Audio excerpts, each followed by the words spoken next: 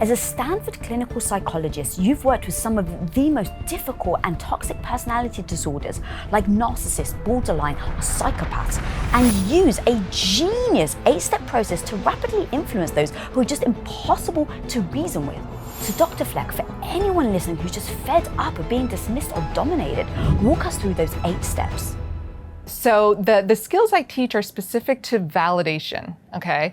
And what I use with my clients are these 8 validation skills. So when we psychologists talk about validation, we really mean communicating acceptance, okay? They could be sensitive to judgment from me. Perhaps they've said something, done something that they're just kind of waiting for my reaction to, or they're anticipating it, right? When you pull the rug out from under that, right, when there's nothing for it to stand on, you get a much more vulnerable person, okay? And so that's all I'm trying to do with validation, is to communicate, to signal in some degree that like, there's no threat here. The art to this is trying to find the quote unquote kernel of truth in the other person's perspective.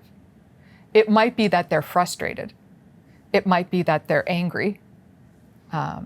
It might be that they're actually judging themselves, all right? I can understand frustration.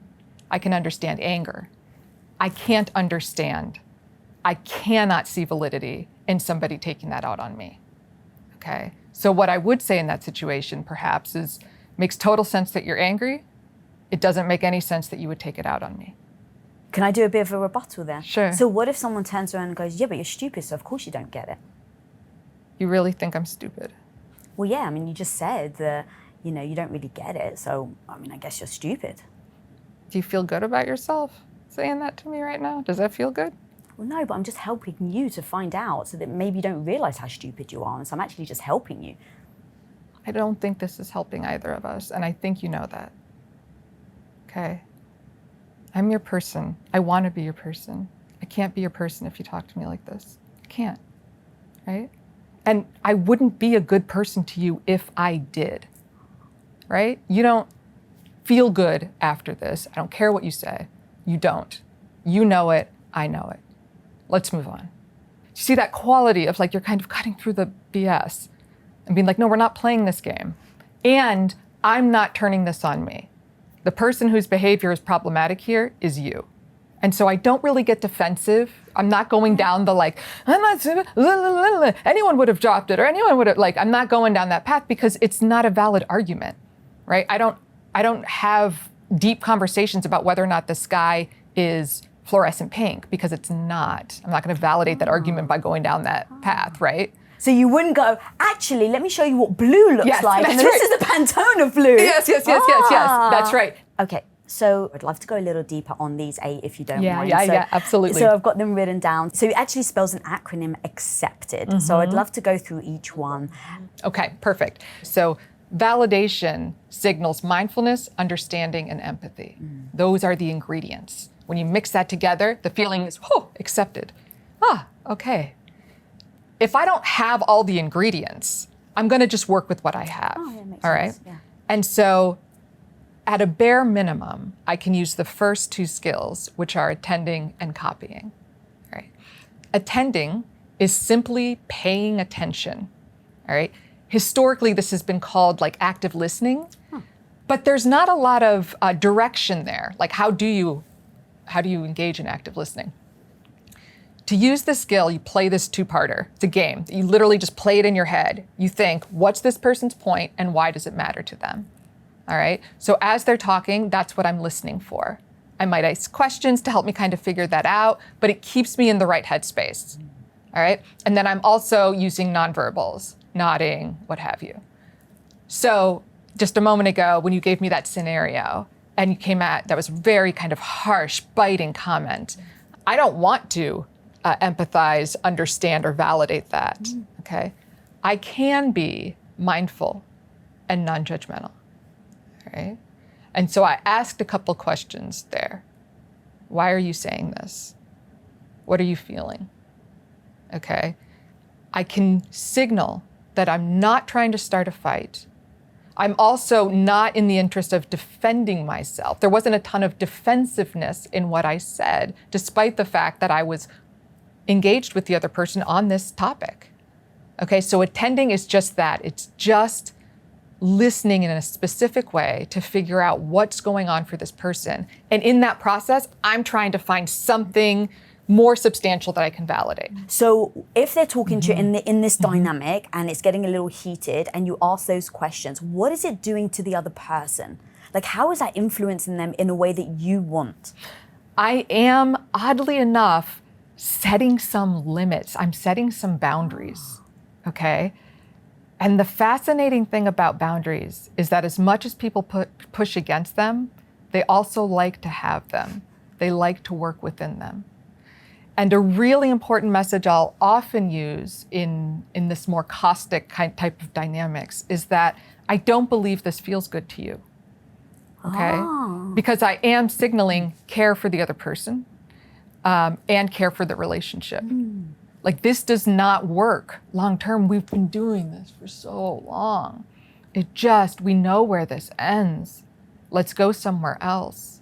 And in that moment, I might also need to assert some boundaries, right? Like, I'm not gonna validate that I'm stupid, all right? Clearly, this isn't the problem here.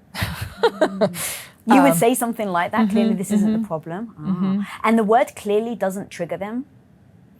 Interestingly, not typically. So I really have to have a feel for the person, right? But I am like right up against, like, I'm going as far as I can without being inflammatory, right? But I'm not gonna just sit there and take it. I will engage with you under these terms. Right. If you try and engage with me outside of those terms, it doesn't work.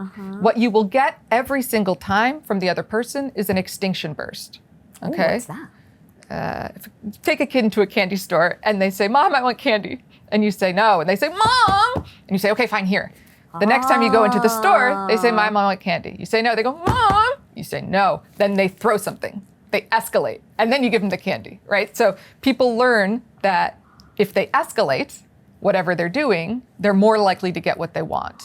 And so if what they were doing was shutting you down, and now you're saying, "Nope, there's a boundary here," they're going to come on even harder. More often than not. They're gonna come with, what about last week? And that's when you leave, okay? Because you do not validate that behavior, the thoughts behind it. You're not gonna be an audience for that. That is what it means to maintain a boundary, right? Is to show that it's real. If you're in this type of a dynamic with this type of person, you've gotta know going into it that you're willing to walk, even if just for the afternoon, even if just for an hour, that you're really willing to say enough is enough. If you're not, it's not gonna work. But I really, really want to impress upon people that, especially someone who's like out of control in that they are narcissistic, oddly enough, the boundaries feel somewhat safe, even if they push against them. Safe for you or safe for them? Safe for them. It's definitely safe for you, but also safe for them. It's very odd. So I do this work all the time. And again, I do see that extinction burst, okay? They storm out. I ask them to leave. Oh, you asked them to leave? Oh, absolutely. Oh, what did you say? Oh, I told you what the line was, and you're pushing it. So I'll see you next Tuesday. And I'm charging you for the session. Oh my God, I love how straightforward you are. All right, we'll be right back with Dr. Fleck, but for 1 second, if you want to build your confidence, if you want to build your self-worth, set boundaries, and finally stand up for yourself, then smash that subscribe button down there so that you can get the notifications every single time an episode comes out. We're here to build our confidence together, so smash that subscribe button. Now, back to the episode. Because I'm not gonna expect them to just like intuit, especially if I'm changing the rules. All right, and even if this person is working with me for the first time, they're used to operating this way. So I'm in Silicon Valley where you've got a lot of tech bros and startup giants, and everyone's got a big ego. And so often folks come in and they're like, these are just the rules I play by. This is just my chess game. And so when you say, no, I don't play by those rules, they go, ha, ha, ha, yes, you do. And they try and move you. And so you have to say like, no, I don't, right? So it's got to be this very clear, no, these are the rules, explicit. You don't get to like fill in whatever you want them to be. Oh, that's so good. Oh my God, that's so good. Okay, so that was attending, yeah. That was attending, yeah. So now let's go to copy. So copying is fascinating, guys. I want people to use this in all of their relationships. Yes, especially if it's conflict, copying is really effective. And this is not just me saying this from experience, okay? So I don't know if you're familiar with Gottman, John Gottman. Yes, Julie Gottman's a friend of mine. Oh my gosh! I love her. Oh, I'm such a big fan. I love her so much. Yeah, me yes. too. They have a technique called the Rappaport method, okay? And I use this with couples when they're arguing. And the only thing you do, I would, if there's a partner of yours sitting here, I would say to you, and you guys are fighting, I say, whoa, okay. Write down everything that she's saying. Just write it down verbatim. And then try and read it back to her. Make sure that you got it absolutely right. And the male partner is fuming, but okay. And then you say, well, you didn't show up last night and I was expecting you there. And they're not allowed to argue. They just write it out. And then they read it back to you. They're not adding anything. It's just your words. Like, I disappointed you by not showing up at 6 o'clock when you expected me. Is that right? Yes. Okay. Now it's his turn. I felt like you were making demands of me, blah, blah, blah. You write it down, you repeat it. Is that right? Yes. Immediately, the conversation has de-escalated. It is fascinating how effective it is to just repeat the words people have said to you, particularly in conflict. Because in conflict, no one's listening to each other. They're preparing their rebuttal, they're fleshing out their defense, but they're not listening. Is that true? I'm not listening when I'm in a conflict. Like, it's just, we get fight or flighty, okay? And so the only way to slow that down is to force it. It's also a technique that you see in interviews with suspected terrorists, okay? This is a rapport building technique. You just repeat what the other person said. And then there's this whole other body of research on body language, all right? If you simply copy the other person's body language, it significantly increases the extent to which they feel connected to you and not threatened by you.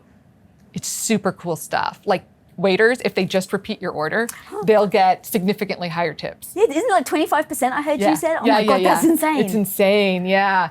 It increases attraction on a first date. So literally, if somebody is going to mirror you, you are more likely to be attracted to them. Mm-hmm. We do this naturally when we like people and or are attracted to them and or if we want to impress them, all right? Babies do this. They mirror their parents' facial expressions. Doing so activates mirror neurons, wherein you start to feel more connected to the other person and they feel connected to you. It's like the most basic stuff, but it's so powerful. So again, I focus on words. I don't do a ton of, I heard you saying, like a big preamble, right? But when you and I were talking, I repeated the word stupid several times because that was the term you used, all right? And so I'm very subtly signaling that, like, I know what we're talking about. I'm tracking the conversation and I'm not adding anything here. I'm not adding fight, okay? I'm not debating. I'm just repeating what you said. Really, really powerful stuff. I geek out over this stuff, and when I think about why would that be, I kind of think maybe it's evolution, where it's like your tribes, because you all mirror your tribes. And so knowing if someone's part of your tribe or not would be so important. And so what micro expressions can you pick up on? That makes complete sense. That is actually the theory behind it. Oh, are you serious? I love thinking about evolution and where things come from, so I can understand myself every time I do something. I'm like, why the hell did I do that? So I always go back to why would this be? Oh, that's so cool. Yeah, that's exactly it. It signals that we're part of the same tribe, right? Okay, so now bringing it full circle, this feels really important then, that So you're dealing with someone who is, let's say, unstable in certain areas, and people that you sit with are looking for some form of acceptance. And so for you, it is about showing them signs that they are accepted, even if you don't agree with them. Yeah. So this is like such a, it's like a very nuanced space. I'm looking for something that I can validate, all right? Something that's reasonable. If I validate a person's emotions, for instance, maybe you're angry, maybe you're upset, if I just copy what they're doing, right? I'm just signaling some degree of connection, even during conflict, because the fascinating thing is we don't tend to copy or mirror people when we feel threatened. Oh. We do the opposite. We close up, right? And so really, I mean, that was evolutionarily adaptive because we shouldn't be going into the wrong tribe. We should stay back, right? That doesn't serve us now, because now in our relationships, when we need to connect most is when we're feeling most threatened by each other, right? And so we kind of need to turn that on its head. And it's so interesting when you opened with that little bit of like a conflict, you know, you're stupid. I just in my head, like immediately thought copy. And it's just like that. I'm not dialed into any one thing. I'm not like, she has her fingers here, so I shall. I just give myself a little cue, copy, to do that. And it helps. And then I naturally fall into it. Wow, so I assume then the opposite then applies. So if, to your point, if someone's feeling threatened, you do the opposite of what that person's doing. So let's say you're feeling attacked, you then, let's say, back off. That is a sign that you're definitely not connected. And for someone that is toxic, like a narcissist, would they use that then intuitively as a sign that, okay, I've got them? Exactly, 100%. Right? You are in my trap. I've pushed you up against the wall and you are walking back. All right? I'm gonna stay where I am is basically what I'm trying to signal. This stuff isn't gonna push me. And if you keep it up, I'm gonna leave. But I am doing this gently. I don't think this makes you feel good. I don't think this is constructive, right? What else is going on here? I'm signaling I'm willing to be here with you if you're willing to sideline the shit. If not, we walk away. And in a sense, that is the best thing I can do for you and for us. Anything else is destructive. All right, girl. Let's go to the next one. So we've got another C, which is contextualize. So those are like to convey mindfulness. That's what attending, which is asking yourself those questions, and copying does. Just shows that, hey, I'm hearing you, right? I'm non-judgmental, I'm present. If I understand some part of what the other person is saying, I have these 3 other skills I could use to convey understanding. Contextualizing allows me to make sense of someone's behavior based on their history, even if it's not effective now. So let me give you an example. I was working with a couple once, and the female partner came from a family where they just fought it out. You know, like they fought hard and they loved hard. I'm just saying off camera that the Greeks are fiery. And she was. Was she really? Oh my God, that's amazing. Yes. Yeah. Oh my gosh, it's so funny. It's just too perfect. Oh God. Yeah. And he came from a dynamic where escalation was occasionally, often coupled with violence, but not always. So it was like this Russian roulette that you didn't know if dad snapping at mom was going to lead to mom getting backhanded, right? And so that person learned to shut down. So you've got these 2 people in conflict, one who wants to escalate and one who wants to shut down, all right? And they're both incredibly frustrated with each other's style here, okay? It's not working for either of them. Rather than, if I'm the woman in this situation, saying, you always do this. You just disengage, you tune out, you know, this is, you're gaslighting me. Right? And just kind of and then he further breaks down. She could say, I understand that this feels threatening to you, okay? She can validate that this behavior makes sense in some context, even if it's not super effective right now. So I could say, I understand where this is coming from. Makes perfect sense that you'd feel this way. And I really think we need to talk about this. Okay, so both can be true. It can be valid in some sense, but not every sense. And often problematic behavior was valid once upon a time, including your own. So if you did grow up in a family system where there was pervasive invalidation or abuse or violence of any sort, hiding, making yourself smaller could make a lot of sense, could be very adaptive. That doesn't serve you as well in the workforce. It doesn't serve you as well in your adult relationships, okay? So I can say some of this makes sense and we need to change it. Where's that fine line though between that and it being an excuse? Yeah, I love this question because I think recognizing the chain of cause and effect that got us where we are is not synonymous with making excuses. It's saying, I see how we got here, not this is effective right now, okay? Interestingly, I need to kind of say, I see how we got here in order to change the behavior right now. Otherwise, the individual feels like you don't get it. You don't get it. Coming up. Typically, oh, this is such a huge little cheat sheet for folks, okay? You've got 3 things you can validate. What up, my homies? Let's talk about something that we don't talk enough about because maybe you may be embarrassed, but I'm here to say that self-pleasure isn't something to shy away from because real talk, masturbation isn't shameful. It's actually self-knowledge. It's freaking confidence. And that's where Lilo Switch comes in. This is not just a gimmicky trend.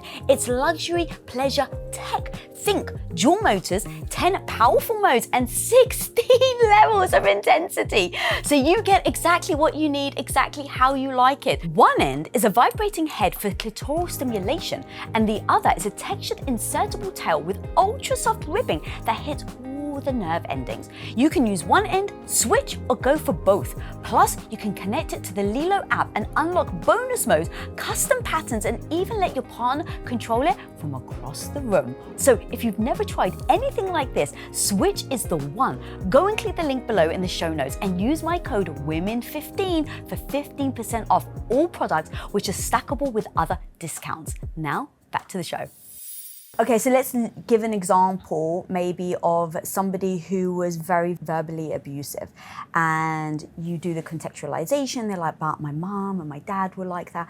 Yes, gives you a reason, but it's not an excuse to then be verbally abusive to your wife. Exactly. So let's pretend you're the verbally abusive person. Okay. Say, of course, I mean, nothing else was modeled for you. This is what love looks like. Right? Based on where you're coming from. That was synonymous or right alongside love. Okay? Over there. Over here, it is destructive and it is undermining your relationship and your love for this person. So you need to recognize where it comes from in order to have the motivation to do better by this person. Because I don't think that felt good when you were growing up like that. I don't think that felt safe or comforting. I think it's behind a lot of the insecurities you've carried forward to this day. And I don't think you want to perpetuate a cycle that was harmful to you because it will continue to be so. That's what cycles, right? They just repeat. So it makes sense where you're coming from.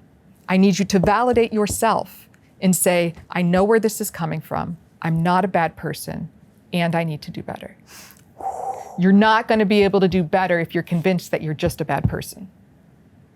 That was such a beautiful way to put it because I didn't feel like you were attacking me. I felt very seen. I felt there was no judgment come from your side. So I saw exactly how that hit very well. Yeah, but it's so important, I think, this idea that we don't want to convince people they're bad in order to get them to change. Which is typically what we kind of go for because their behavior is egregious. It is quote unquote bad in that it's destructive. Their behavior is not valid in this sense, but it makes sense in some continuum of cause and effect. It's not that they're a bad person, it's that they've learned to do bad things. many women just have so much empathy. And so you're with a person, you're with a guy, and you see they're wounded and you see the background and your heart is just bleeding for them. And so you're just like, it's okay, I understand why. So the behavior never changes. How can you encourage somebody who really cares about this person to stop then just accepting it? Because it almost seems like they're just feeding into it and fueling it. Such a good question. I remember when my daughter got croup, which is like this really horrible cough where it sounds like a little seal coughing. It's just the worst sound. And she had fever. She was about 2. Go to the doctor, and she had to drink down. It was like this big of just this horrible liquid. Okay. And I was like, I don't know how I'm gonna get this. Drink this. Like, what do I do? I'm trying to like put sugar in it. We're watching a show. And I felt like just cruel. You know, she doesn't understand why mommy is making her drink this, okay? Like, all she wanted me to do was stop. And I almost felt like abusive, right? Like making her drink this, but I knew she had to, or this could get really serious, is what the doctors had communicated. Empathy in that moment is not giving in to her and saying, you don't have to drink it, okay? This is too, you're right, sweetie. It's okay. It's okay. You'll be fine. You don't have to, you don't have to take care of yourself. I know you don't want to brush your teeth. You don't have to, right? We don't do that with our children because we have some sense of responsibility to them. And we really, truly believe what is in their best interest, okay? You have got to really, truly believe that standing up for yourself is in the best interest, not only of you, but the person you're with. If I'm not convinced that that medicine is critical, I'm not going to make her take it. I'm just not, right? Like I'm looking in my head like, well, what if we just did half of it? And like, I'm really trying to think like, is there any wiggle room? And if you give yourself that wiggle room, you'll take it. So first and foremost, you need to have the conviction, okay? Second, you need to keep that front of mind that this individual is not made stronger by me softening. I really think that's true compassion, is to do what's needed, not what's wanted. So I think that's amazing and a great mechanism for people to think, because I often will get caught in my own emotions in the moment. So next time that I'm in a situation, maybe with somebody that's toxic and that I just want to be like, it's fine, they've had a bad upbringing, bringing it back to this is the medicine for the child. Would you force them to take it, yes or no, is amazing. Yeah. Oh, so good. All right, so now we're going to move to number 4, which is E, which is equalize. Yeah, equalizing is so easy. So again, contextualizing and equalizing both convey understanding. If the person's behavior doesn't seem to be effective in the moment, like we described in some of these situations, I might need to contextualize, zoom out, see where is this coming from, all right? Equalizing is simple. It just says, this makes perfect sense. If I were in your shoes, I'd feel the same way, right? As soon as I recognize, oh, I get that. Oh, that makes sense to me. I can equalize. You can just say, anyone in your shoes would feel that way or think that way. And you can always equalize, even if it's something that's so outlandish. No, only if you see the validity in it. Only if you're able to pivot and see, okay, yep, I understand. I can see how it would be that way. I can see that if I were in that situation, I might feel that way, right? So let me give you an example and tell me how to do it. So you find out your partner's cheating on you. Oh. How on earth do you equalize, or do you?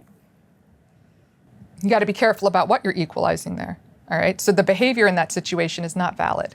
Typically, this is such a huge little cheat sheet for folks, okay? You've got 3 things you can validate in any conversation: a person's behavior, their thoughts, or their emotions. Unfortunately, we really like to focus on what's wrong, the thing that is broken, okay? In that situation, when you're talking about infidelity, the behavior of infidelity is not valid in that it's not effective, okay, for the relationship. So in order for behavior to be valid, it's got to be effective in terms of someone's long-term goals or values or relationships. That's not. Their emotions might be. Their emotions of feeling trapped, of feeling insecure, of feeling X, Y, or Z, that might be valid, okay? That doesn't mean I think their behavior is okay.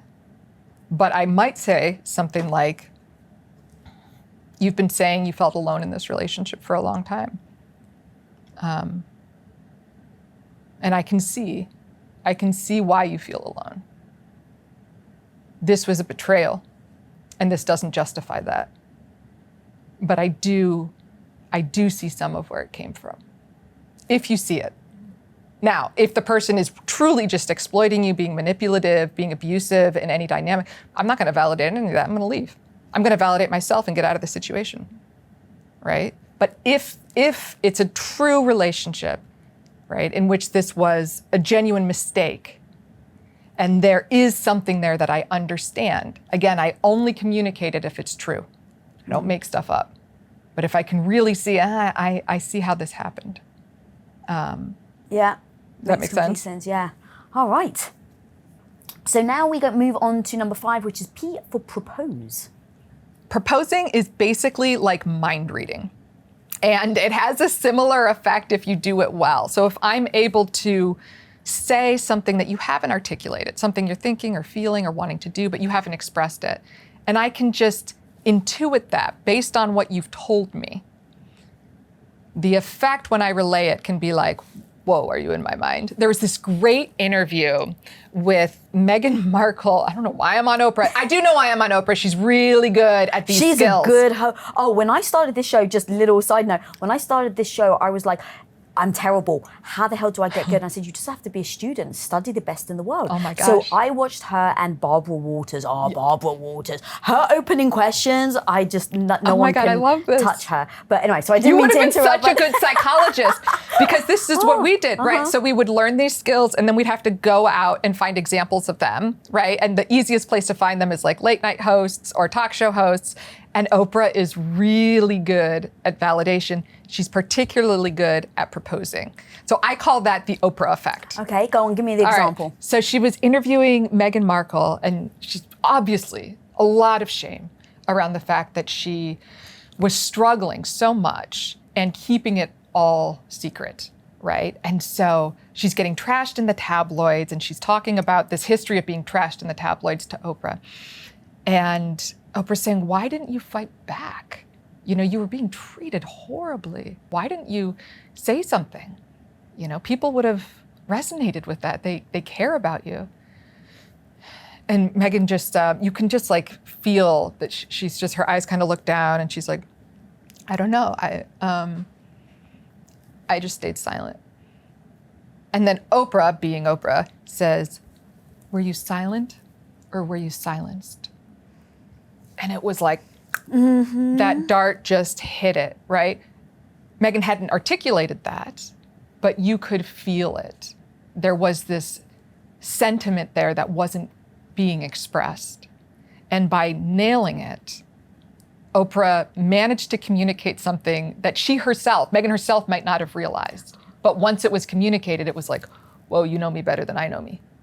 Right? It has that like Jedi mind trick that's effect. why you say mind reading. Yeah. It's like, and that's if you're doing it really well, okay? So there's lower level give us like ways. a lower level because not everyone's Oprah. I mean, if you're saying like, I'm exhausted. Oh, you must want to call in sick today. You know, do you want to reschedule? That would be like a low level. Yeah, you told me you're tired, so I'm going to make a leap there.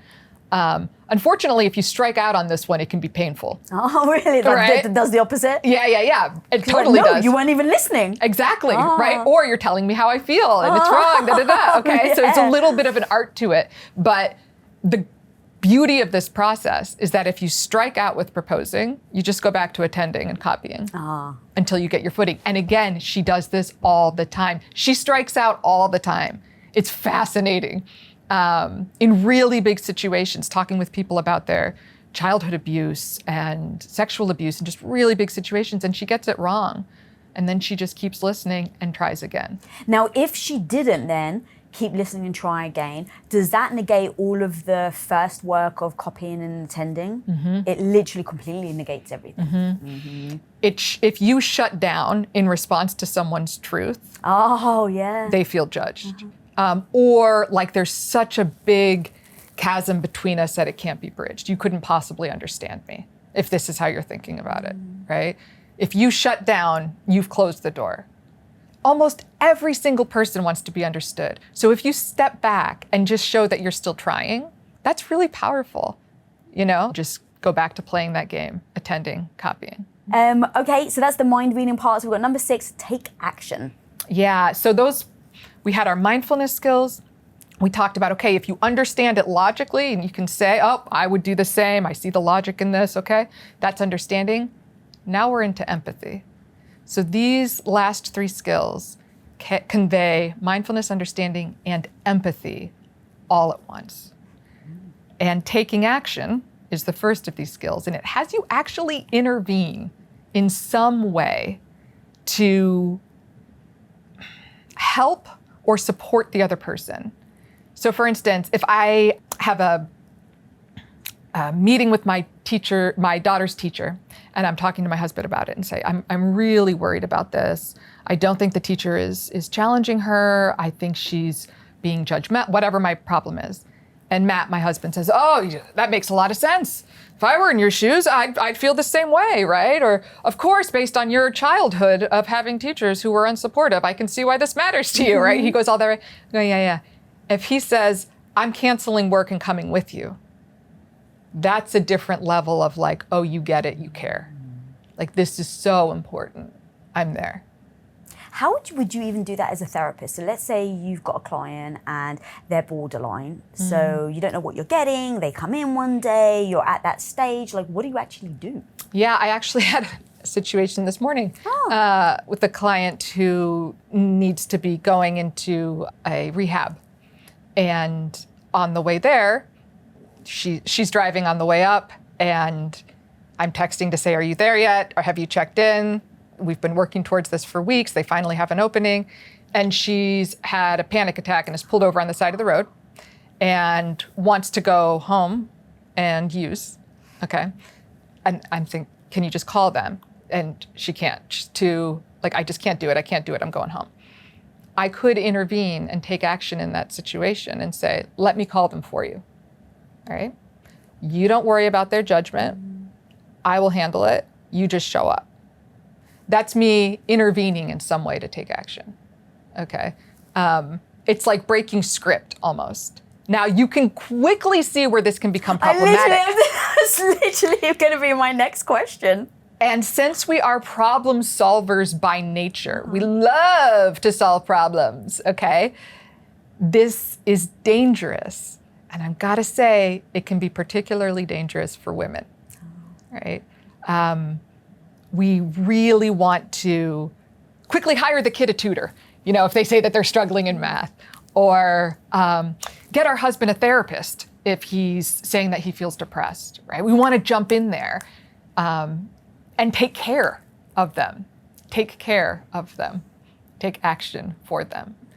And in so doing, they can feel trampled on. Or you can quickly create a codependent relationship. Like, if I'm constantly doing this for my client, they may never develop the skills to do this for themselves. Yeah. Right? And so you've got to be really intentional and thoughtful about it. And this can't be your default. So even in that moment where you were like, you could have offered to call, when is that right time to make that offer or not? Because I can see the way that if you called them, well, now you're kind of doing the hard work that if they did themselves, they can then learn from. But if you didn't call them, maybe they don't go and now they go and reuse. Yeah, so I'm looking at the pros and cons, basically. What's the cost of them not going? I'm also looking at, have I seen any improvement here? All right. I'm not going to do this if they're high at home. Okay, not doing anything. Right, yeah. But if the train is moving in the right direction, I'm willing to push it along. The other trick I've got in my back pocket is to make all this explicit, is to say, listen, I'm worried about undermining your ability to do this, taking away opportunities for you to develop these skills. And I think you're really struggling right now. I think if we just get over this line, you know, things will be better. So I'm willing to do it just now. It's just this kind of contract, right? Where you've basically said, there are some risks to this that I'm willing to take. And once all that has been said, the person is like way more aware of it moving forward. It's when we just kind of get in the habit of jumping in and being superheroes. That's when things get messy. And it feels good at first, right? Oh, Where yeah, it you're feels like, so oh, good. just helping them, I'm helping them. But then sometimes you end up being resentful. And let's say, even not to the toxic example, but just like a regular relationship, Oh my you gosh, start yes. to resent them because you're like, they just keep saying, like, taking advantage of me. But actually, you were the one jumping in, wanting to take action the whole time. Gosh, you see this all the time. This is a lame example, but when people like wedding planning, right? And so you've got like the mother-in-law who is like overbearing, but doing it because she thinks she's giving her, children, her child, the best wedding ever. And then, the in-law to be pushes back, and then she's all resentful and like, right? It's just people taking action and then getting pissy when it's not appreciated. Oh my God. And literally someone in my life that just happened, which is why I'm laughing, because it's too true. Like, it's so stereotypical, but it's so true. And then they literally are resentful. And it's like, did anyone ask you to help? No, but it's my child. How am I not going to help? Right. But then if they didn't ask you and you're volunteering. Yes. And this is where I put a lot of responsibility on the person who is like jumping in. Yeah. Hey, what was your aim here? To make them feel supported? Okay. You missed the mark. Come at it a different way. That didn't feel supportive to them. It felt smothering. Yeah. It's okay. Your intentions were good. Just redirect them. I love that. Okay, so let's say you've done the take action. You then go into emote. What's emote? Oh, emote. And so this is another way to convey empathy, understanding, and mindfulness all in one swoop. Okay, so this is validating at the deepest level type of moment. So nothing big here. I just express my genuine emotions. Okay. It often has the flavor, again, of kind of breaking character. So if I'm in a session with someone who's telling me something devastating, I would cry. Okay. I had a client come in once, and they had just been, they'd been working on this campaign, and they were elected into this really important position, and it was so exciting.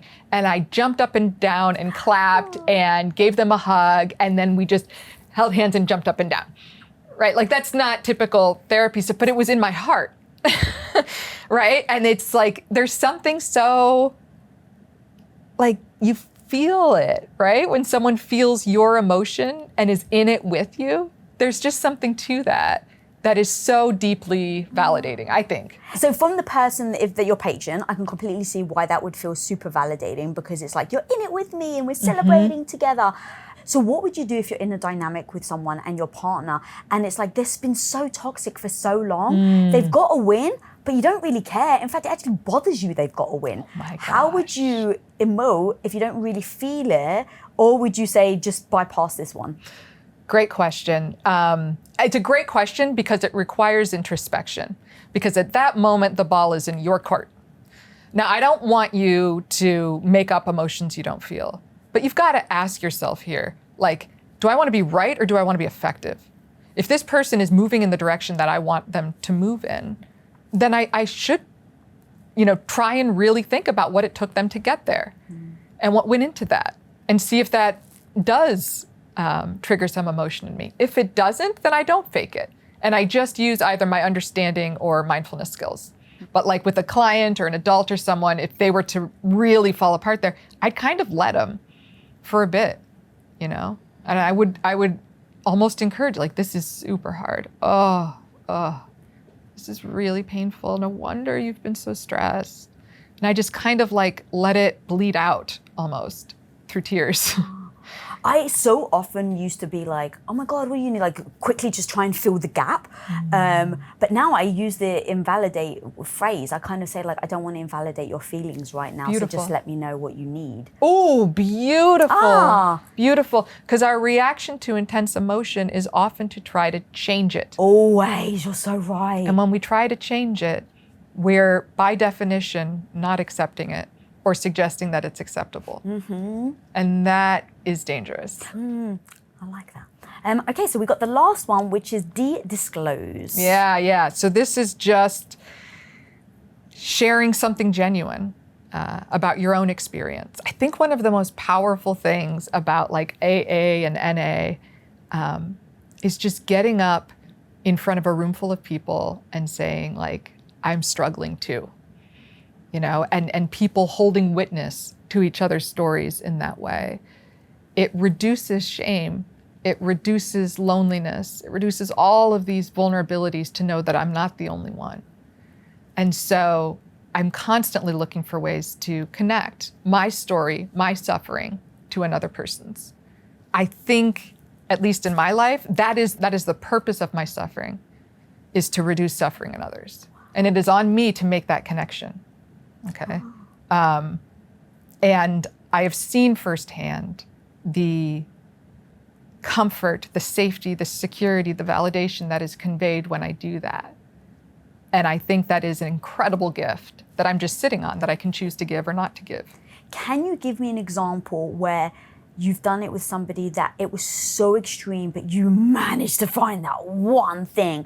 Because someone at home may be going, how the hell can I do that when this person that I'm talking to is just an asshole, manipulative, gaslighting me? Like, how the hell am I supposed to find that one thing? You know, honestly, the biggest turning points in my therapeutic dynamics have often been those in which I self-disclosed and people didn't quite expect it. I deal with folks who maybe are threatening suicide, and sometimes doing it in order to maintain a relationship, okay? Even a relationship with me. And I can do a little bit of disclosure there around, this is what happens when you say that.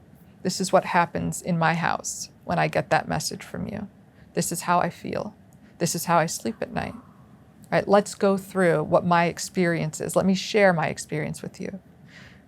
More pointedly, if someone tells me, I've been so depressed for so long, there's no hope. I can't get better. You don't get it. And like, frankly, why would they trust me? I've just got all these degrees behind my name, I'm on TV. Like, what do I know about depression? Until I say, I struggled for 10 years with depression. I was deeply sick. I tried everything and everything failed. And then I found my way out. And it took me over a decade. But I know there is another side to this that you can't see right now. Okay, I'm immediately taking myself down to their level, right? And just saying like, no, I'm not above you, I'm with you.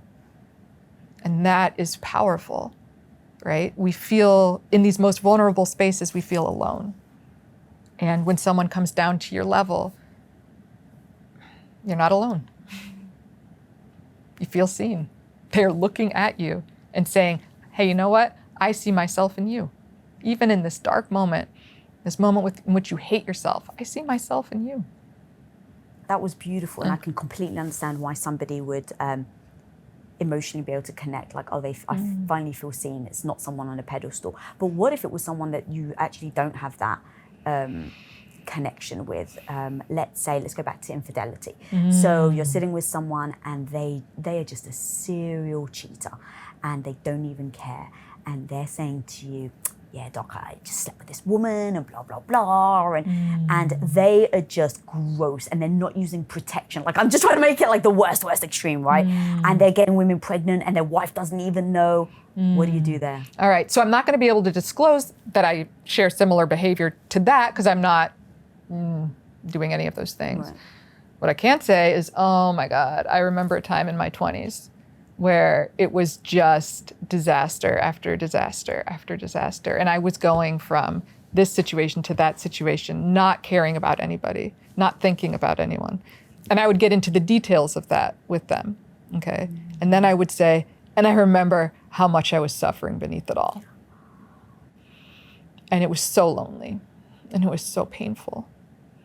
And I can't help but feel some of that as you're talking. Perhaps that's not there, maybe I'm misreading this, but that was my experience at least. Again, right, I'm like trying to find so where's that connection, where's that connection? Because you didn't even say cheating, you just said I just went from one person to another, so you were kind of giving somewhat of a similar, but really you were connecting on the emotional level more than just the act itself. So good. And then again, but like I'm gonna have my boundaries, like, and you have to change. And I changed, people are capable of change, right? But like, this starts now. And you have to repair with me. And part of the repair is changing. So what are you gonna do? Where's your support group? Where's your, right? But that's that it's like acceptance, change. That's the recipe. Oh my God, that was so good. Okay, I just want to do a quick recap of the 8 steps. So this is so good. So you got attend, copy, contextualize, equalize, propose, take action, emote, and then disclose. Dude, those were so good. Thank you for breaking those. I really feel like that becomes now someone's tool belt, if you will, of how to really engage with somebody, you know, whether a narcissist or, you know, toxic in some way. There's the other part though, which you've alluded to in this interview, which is when you're invalidated and someone uses invalidation or validation as punishment and reward. So when you don't have a healthy relationship and you're with someone who is nefarious and they're going to use the levers, if you will, as a control mechanism, how do you make sure you don't fall into that trap of someone using the punishment and reward? The first thing I think we need is insight. This stuff can be so pervasive, especially if it's a toxic relationship, that it almost becomes hard to see, even though it's so apparent, right? And so you need to go inward and notice, like, am I judging myself when I feel X, Y, or Z? Or even just asking yourself, does it feel safe to be vulnerable with this person? Does it feel safe to share an insecurity with them? How do I think they would react? If the response is negative, if you don't get a sense that it would be surrounded with support and love and they take you in their arms, that's a pretty important signal that this is not a safe relationship. If it's not safe to be vulnerable, it's not a safe relationship, okay? Maybe you have the power to change that, maybe you don't. And if you don't, the first thing you need to do is validate your own self-worth and get out of it, right? Or at the very least, start to develop a self-validation practice. I mean, almost every night I am in my bed going through my head, like thinking, okay, like I felt this thing, this person reacted this way. Like, why did I feel that? What's the validity in that?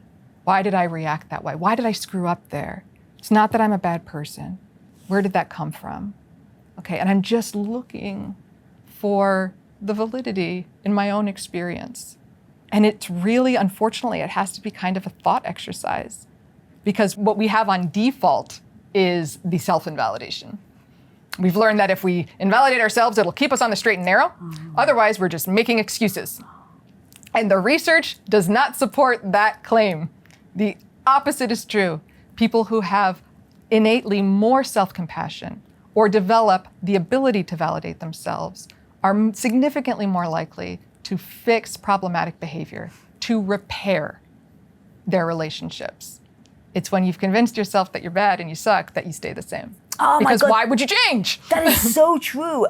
Validation was the thing that really kept me stuck for so long, even in a healthy relationship. So I was getting validated so much for being an amazing Greek wife because I was a stay-at-home wife for 8 years. And I took that shit seriously. Like I took being a wife, a stay-at-home wife, like I take my business and my YouTube channel. Oh my so gosh. you can imagine I was the best party planner. My husband had every food he ever needed. He was bulking up, so I was cooking him 6 meals a day. Oh my gosh. Now here's the thing. I got extreme validation from other people saying, oh my God, look at what a good wife she is. My dad, oh my God, what a great Greek daughter I have. Like, and my husband was like, babe, this is amazing. You are the most amazing wife ever.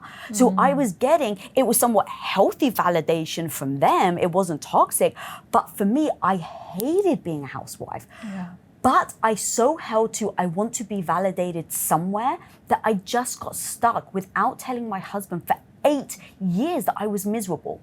So when I think about validation of how much it can be something that traps people, it trapped me and I was in a healthy relationship. Now I think about a toxic manipulator, psychopath, narcissist, the worst of the worst, how much they're going to use that as one of their biggest manipulation tools. Oh, let me weigh in there because there's a distinction. What you were receiving all those years was praise. You're a good wife. This is so great. I love this food. Praise is a judgment. It's a positive judgment, but it's a judgment nonetheless. You are meeting or exceeding expectations. Yay. Validation says, I accept you independent of how you look or perform, right? It says, I don't care about the food. I care about the person who prepared it. That must have taken all day. You must be exhausted. How are you doing this, right? That's seeing your experience. In the absence of that, our worth is contingent upon meeting or exceeding expectations. And we don't even know why we're doing it at some point. Oh, wow, you just really broke a thing in me right now. That really hit me. Praise versus validation. Okay. So you said earlier that if you have it yourself, you're less likely to get trapped. So how do you start to build your self-worth and self-validation so that you never end up accepting that from a toxic partner? Yeah. I mean, praise is dopamine. It's a nice little hit. It feels good. There's nothing wrong with that. Like, I want to validate, like, of course you're seeking that. It feels good, right? And it's not everything, okay? And if you don't feel happy, if you don't feel satisfied, if you feel like you have to do X, Y, or Z to be accepted, or for people to like you, or for you to like you, that's where things start to get a little problematic. So it's all about zooming in on those moments where you feel disappointed with yourself, or after you made that dinner and put on the party and everything, and you're sitting there in the bathroom and you're just a zombie, and you're like, I hate this. I should be happy, but I'm not happy. What's wrong with me? That's where the self-validation practice comes in. It says, of course you hate this. This is really hard. This doesn't make you happy. You're focused on helping other people, not yourself. Of course you're doing that. You've been reinforced for it with praise, okay? And we are all animals. We respond to reinforcement. It shapes our behavior. It makes perfect sense, and you can change, okay? You can't change if you don't see all that, right? If you can't see how these things are operating on you, or if you blame yourself for it, oh, I'm so shallow. What's wrong with me? It's Hollywood, it's this, it's that. It's like, no, man, it's society. You're an animal. Praise feels good. It releases dopamine. You respond to it. Cool. And you're worth more than that. And you've got people who will accept you and love you independent of that. And if you don't, then it's time to move on. That's exactly what ended up happening. So I was completely miserable. I ended up breaking, just telling my husband, I love you more than life itself. Like, you are my best human in my life, but I hate cooking and cleaning for you, and I never want to do it again. And once I just admitted it, he turned to me and he's like, babe, how on earth could I put clean clothes and food ahead of my wife's happiness? Of course we should change and stop being a housewife. Like, then that's when we ended up building Quest, etc., etc. Is that right? Yeah. Well, we were building Quest as I was doing it, and that's when I realized, because I was just helping my husband out as a good Greek wife, and as Quest was growing at 57,000%, and I was just like shipping a bar from my living room floor, and we were growing so quickly, and I was figuring out how to do these shipping things. I was like, wow, I love this. And in the feeling of loving it, I was almost getting validation that I could be the person that can achieve something if I put my mind to it. And so that was the moment that I turned to my husband. I said, look, I know I'm just helping out right now, but I actually want to do this full time because I hate cooking and cleaning. And that was like the massive pivot in my life where I stopped cooking and cleaning, and I became my husband's business partner. That is so. Now imagine if your husband had the opposite reaction. How could you? This is like, you signed up for this and we depend on this. Like, if you're not taking care of these things, like, that's a hard situation to navigate, and perhaps even to realize that, okay, this doesn't serve me. Yes, and right? What's really refreshing as an adult, and now everything in hindsight, is that I think at the time I would have been heartbroken if he was like, no, you should stay at home. I'd be like, what an arsehole, I can't believe it. But the truth is that he has a right to want what he wants. And I did tell him when we got married that I wanted 4 children. So when I think about, I changed my pitch up. If he turned around and was like, hang on a minute, no. Yeah. I think right now, like in my maturity, I'd be like, he has a right to say that. Yes. Just like I have a right, though, to change my mind. That's exactly and say I no right. longer want children. That's exactly right. But like, and also consider the alternative. If he only loves that person, that version of you, that's not you. Oh, yeah. What does he love?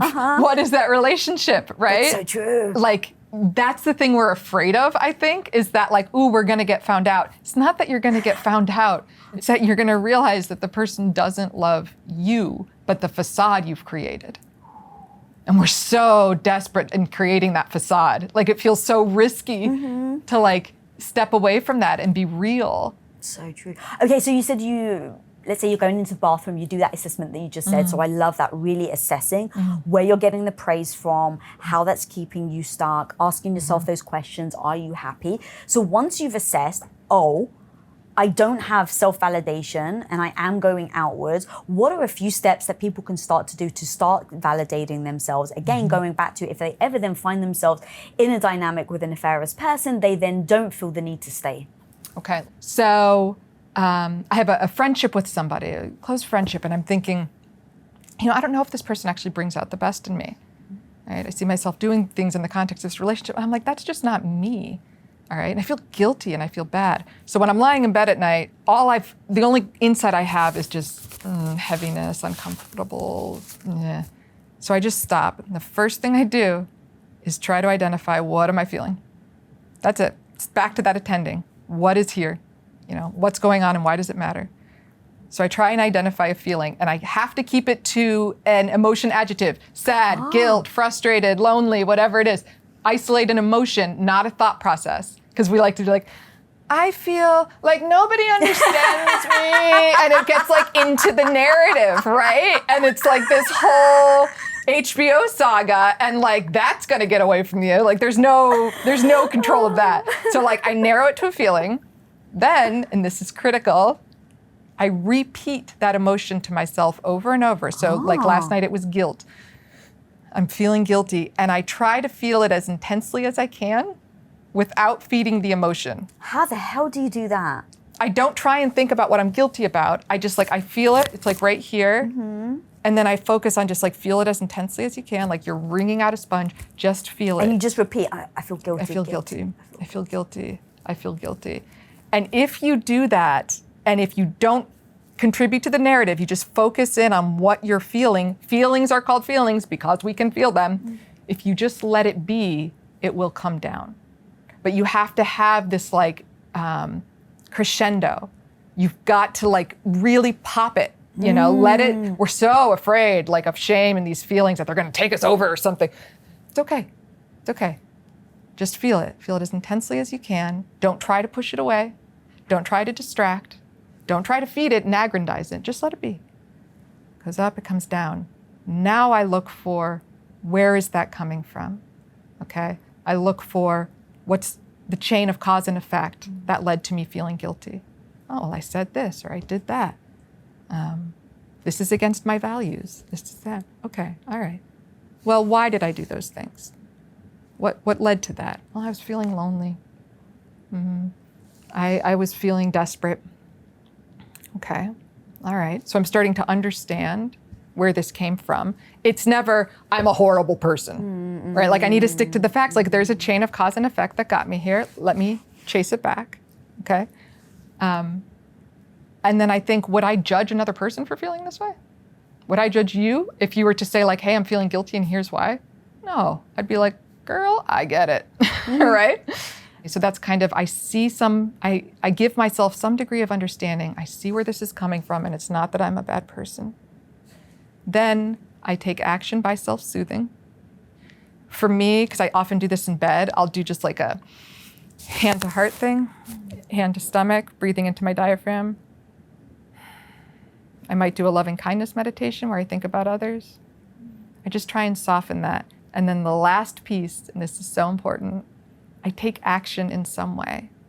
I say, how is this going to make me stronger? I'm not just going to let this die at guilt and rot in me. What's one positive thing I could do tomorrow that I wasn't going to do, that I now have to do? And it can be something as stupid as taking an extra walk around the block or calling my mom. I have to use this as energy, because energy is neither created nor destroyed. And if you don't channel it somewhere, it's going to go inward and it's going to fester. How do you then make sure that you commit to then that extra walk or the thing that you said that you're going to take action with? Because I think it's when you feel the guilt, you're like, well, of course I'm going to do the walk. And then the next day, then all the activities that happen, and you end up not taking that walk, and then you feel guilty, and now your guilt is compounded. So I'm a super disciplined person. So I know if I say that, I'm going to do it. And I will call upon the guilt the next day. I will think okay, remember that moment, bring up that feeling. What do you want to do? If you struggle with that, no worries. In the moment, you can think, who is somebody that I should forgive? Who is somebody that I have some coldness to, some unresolved stuff with? Why do you go from you feeling guilty to who you're going to forgive someone? What's that doing? I mean, because again, it's like there's not this division between me and other. It's all the way we treat others is how we treat ourselves. The way we treat ourselves is how we treat others. Okay. And so if I forgive somebody, if I'm loosening my negativity around them, there's some positivity there. Like I've changed something for the good. That's all I have to do. I just got to take this pain and make it do something that is consistent with my values, that is better for the world. That's it. And it can be mental. It could be physical. It's just got to be. That's it. Wow. And so that act that you just did, that you just took us through, if you do that enough times consistently over the years and giving yourself grace each time you do it, you end up building your own validation. Oh my gosh. So I was diagnosed with breast cancer right after I finished, like literally a week after I put like the final period on the final page, sentence of the final page. I'm diagnosed. And the amount of invalidation that I experienced in that year would have just been so dizzying, so confusing if I didn't have this practice. Like I would experience symptoms and tell a doctor about it and they'd be like, never heard of that. Like, yeah, that's not a thing, kind of, right? Or people would say, oh, you shouldn't have sugar. It feeds cancer. You have all these people just jumping in and saying things, and it becomes hard to know what's true for you, right? What's your experience? Everybody's telling you about theirs. You don't feel centered in any of it with all that noise. God, there were just so many experiences being in the hospitals, having, nurses say whatever, or not let you get up because you're hooked up to a machine and that's how we do things here. And you're like, oh, okay. And you're like, wait, no, that doesn't feel right. And it was just a constant barrage of like, okay, what's valid here? What's valid here? What's valid here? And that was how I clung to myself through that experience. Wow. Does it get stronger and stronger as you do it? So I'm thinking about somebody right now that's listening to everything we've just spoken about today, and they want to get started. Yeah. Does that then compound? So it's like, hey, homie, if you're listening, trust me, I know it's hard. That was a lot that we just went through. Yeah. But start today and just know that my favorite movie is Karate Kid, wax on, wax off. So like keep waxing to eventually, it may be a year, maybe 2 years, but the practice alone is what allows you to get stronger. It's absolutely true. And it also gives you insight. So I wouldn't have noticed all of that. Like, it's just the culture we're in. It's just how doctors talk. It's just, I wouldn't have noticed the step-by-step, the minute-by-minute ways in which I was feeling dismissed, minimized, looked at as a sick person, not a human anymore. Like, all of these things would have just gone kind of over my head, but directly through my heart. I felt them, but I couldn't I couldn't understand them. And with this practice, because it was there, I understood it.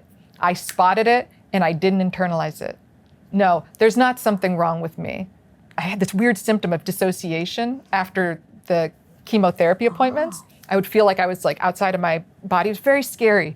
I talked to my doctors about this and they'd be like, I've never heard of that. And it was such a scary feeling. And I was like, oh, I don't want to do the chemo because of this experience, right? And based off that first interaction of the doctors being like, never heard of that before, I was like, stuff. And then I was like, wait a minute, what's that feeling? Nope. This is real. This is my truth. I'm going to talk about it. I'm going to talk loudly about it. Because if it's my truth, it might be someone else's too. All right? I would never have caught that. But again, with a nightly practice of doing this, with everything from like, what's that feeling I have around soccer practice today, to what's that feeling I have based on how that person reacted to me at the store when I'd lost my hair. It's the same. It's like the same process. What's this feeling? Let me identify it. Let me feel it. Let me repeat it. Let me trace where it's coming from. Let me understand it. Let me take action. Again, again, again, again. Can you say that one more time? That was so said good. It so quick. Yeah, that was so good. What's this emotion? What am I feeling? Let me repeat it. Let me repeat it. Let me understand it. Where is it coming from? What's the chain of cause and effect? Let me take action. What can I do to make this make me stronger? Boom, mic drop. Go. This is the first time we've met, and I freaking adore you. Like, Oh my I feel God, like we're it's so besties. sweet. I know, we really are, though. We're really cut from the same cloth. Yeah, I can totally feel that. Seriously, Dr. Caroline Fleck. Girl, where can people find you, your amazing book validation, and everything else you're doing? Yeah, my book is anywhere you get books. You can actually have a lot of behind the book content on my website, drcarolinefleck.com. I am on Instagram, TikTok, all the social media, Dr. Caroline Fleck. Yes. Guys, you've got to go check out her book and all her content. She is amazing. Today was just touching the surface of the stuff that she talks about, but I really felt like today's interview and today's discussion was exactly what we needed in order to stand up for ourselves if we're in a toxic dynamic. So guys, please go follow her. If you're not following me, smash that subscribe button down there. And until next time, be the hero of your own life. Peace.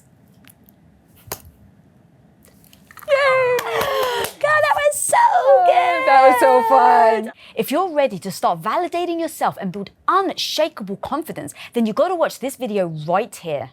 I would go into a place and I would look around like, let's play. And I would spot a man and I knew that I could lure him to do whatever it was that I wanted.